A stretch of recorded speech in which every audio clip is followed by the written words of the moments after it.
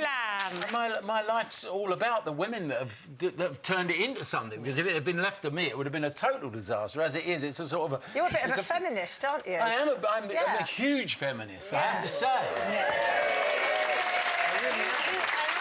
That you weren't, because I feel this about being a mother, you say you weren't born a good father. No. If it hadn't been for your wife, you might have... You have to learn it. You have to learn how to be a good father. And if you're not fathered, or unfortunately, if you're fathered by somebody who was never fathered, you're never going to learn to be a father.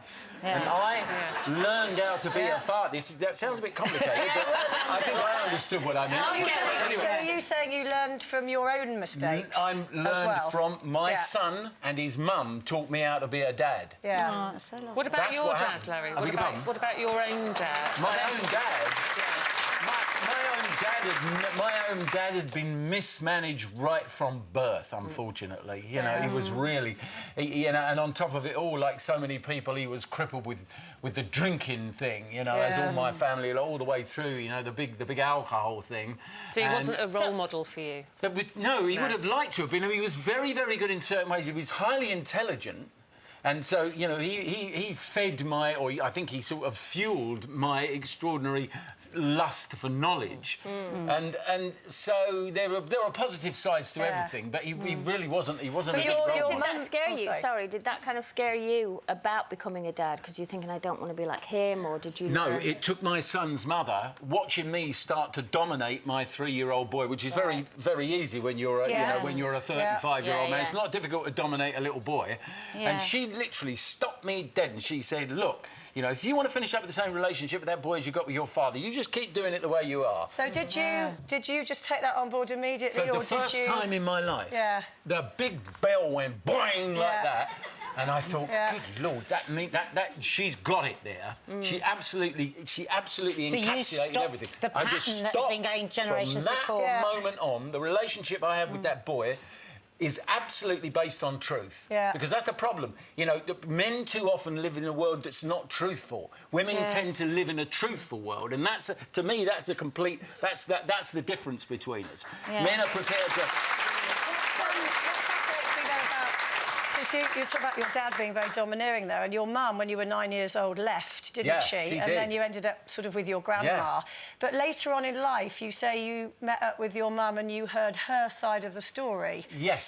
So what was that? Because a lot of women watching this will go, I could never leave my children, whatever situation I was in. I think the problem with my father, he was so emotionally upset and disturbed, one could imagine that he would have been one of those people that you hear about as literally murdered his family and then murdered himself. Right. And I think my mother was so in fear of her life, really, because he would go into these cataclysmic rages that it was terrifying to behold.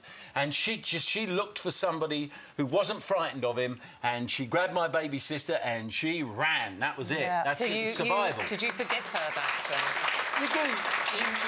You have to forgive people, but the problem is that you can't reconstitute a relationship that's been shattered like that. You know what I mean? You can't, you know, I was talking to somebody about this just yesterday, funnily enough, and about this whole thing of, for whatever reason, once your mother leaves you, your mother has left you, and what you have to do is go through that mourning period. And that thing, you've got to... The scar tissue has to sort of take everything over, and you come out the other side, whether you like it or not, you have to. And I came out the other side. So, you know, I love my mum, but, you know, sadly for my mum had to go. It's so fascinating talking to you, but I can't have you here without mentioning your programme, because otherwise I'll be shot. So will I. So will you. We go to our death together, right? I don't mind that, Larry. For you. This is Discovering Britain is back. Yeah. We've had this is on More 4 at 9 o'clock on Wednesday. So is there a difference this time round? What are you looking for? Well, the thing is that the fascinating thing is that, you know, I started to do these sort of jobs with the One Show, and so you're going around the country meeting people that you've never met before to talk about things that really interest them. And as far as I'm concerned, you know, I've had a fascinating life, but I'm really much more interested in what other people have done. So it I kind of lock into these people, and so I got this job with More For to go out and start discovering elements of British life, some of which I knew about in places that I'd been to, others that I knew nothing of in places I'd never been before, because I've lived all around the world. I've lived in about 6 countries. I've travelled, you know, for 40 years now. But it's amazing to me how much there is of Britain I don't really know. You know, I've walked through Lincoln's Inn Fields, but I never got to stop at what I thought was a little bandstand and look at the plaque that's there on the floor, and there it is. The whole story's all laid out for you. It's just extraordinary. Well, you don't have time a lot of the time, do you, rushing about? And it's not until you see things like that you think, God, I've walked past that every day. Exactly. So do you feel British or European? I feel totally, absolutely honest. I am a citizen of the world, like it or lump it, and that's it. I happen to have been born in Britain. I understand and really appreciate the great advantages that this country has, and I see it absolutely in contrast to the, you know, places that I've lived in the past. You know, and I'm very interested with the way that people instinctively have got this thing about other European countries. And I've lived in several other European countries, and I speak, you know, not too well, but 3 other European languages. And so I understand it a bit. And what I don't get is why people have this kind of, you know, this is the absolute best place in the world. This is one of the best places in the world, as far as I'm concerned. I think it's fabulous, this country. But that's it. We get some pretty fabulous guests here on Loose Women. There's plenty more where that came from. Just click here to watch more interviews with a whole range of famous faces. And click here to subscribe. It's free, so you'd be silly not to, really. You know what? I think that since the ladies have to get that done, I think it's only Well, not fair... on our backs, obviously. Well, sometimes it's necessary. Is that your secret? That's my secret to good skin.